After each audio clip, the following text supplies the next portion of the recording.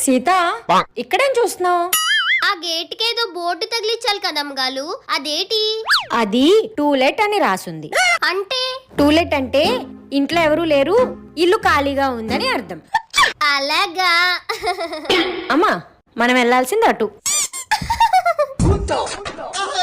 A few moments later. Sita రెడీయా? షాపింగ్కి వెళ్దాం. సీత, మన ఇంటికి ఎందుకే టూలెట్ బోర్డు పెట్టావు? వస్తాదా? మనం ఇప్పుడు ఎలాగో షాపింగ్కి వెళ్తాం కదమ్మగాలు, 2 గంటల వరకు తిరిగిలాము. మళ్ళీ ఇంట్లో ఎవరు లేరు, ఇల్లు ఖాళీగా ఉందని అందరికి తెలియాలి కదేటి? ఆ సీతలని తింగర పనులు చేస్తుందని తెలిసినా నువ్వు అన్ని దానికే వివరంగా చెప్తావు. ఆ తింగరదో నువ్వు తింగరదానమో నాకు అర్థం కావడం లేదమ్మా.